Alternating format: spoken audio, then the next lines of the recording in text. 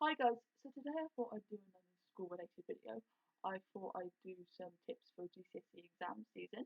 I did mine in summer 2018. So my first tip would be get there on time. You don't want the stress of rushing and worrying about that. It's just not worth it. I used to, even if you get there early, you sometimes can like relax a bit too much. This happened to me. I used to may have some like popcorn, get some popcorn, wait in the car, go like a few streets away from the school and just like have my popcorn just to like relax. But unfortunately, I underestimated the time and I relaxed too much. And then it's as I was finishing my popcorn that I realised that the time was you know, and I had to when I was to get out of the car, walk up to the school, and as I was passing the school, I hadn't even gone in yet, and I could already see everyone lined up, ready to go for the actual GCSE exam. So it was incredibly stressful.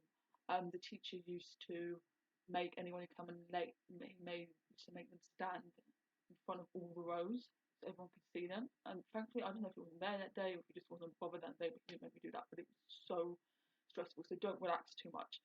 My second tip would be check and recheck the dates of the exam. I know this sounds really obvious, but with so many exams going on, it is very easy to get confused and it can be very stressful. Now, thankfully, this did not happen to me, but I do remember a time when we were doing one of our GCSE maths exams and this girl came in like I think an hour late, and it turned out in the end that she thought the exam was in the morning, even though it was an afternoon exam.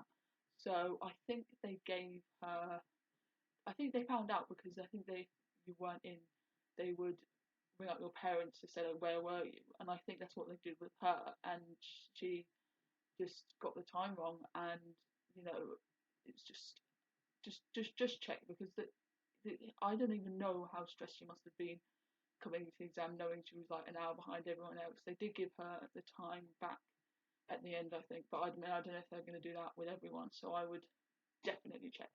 My third tip would be just really put the work in. People used to say to me all the time, it used to really annoy me, but this is a very like short time in your life. Even if, I don't know, I can't actually remember how long it is. I don't know if it's like 6 weeks or 2 months. I can't remember exactly how long it is. But you may as well put all the work in and just if it gets hard, just remember that lots of these subjects you won't be taking on to A level if you're doing A levels.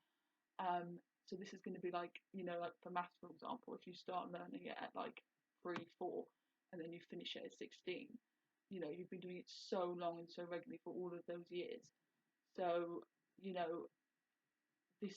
won't have to do it ever again if you're not taking it for A level. And if you pass, I don't know if the government is making people like retake the maths exam if they don't pass. But what I'm saying is that if you do pass, you want to do the best you can because this is going to be the way you end your time at like maths or English for all of those years. So, if you've been going to maths like 3 times, 5 times, 4 times a week for all those years for like 16 to 24, 12, no, yeah, 12 years or something. Um, this is what you have at the end to show for it. Like you've put so much time in for so many years. So I would say I would really put the work in now because, you know, you won't regret it.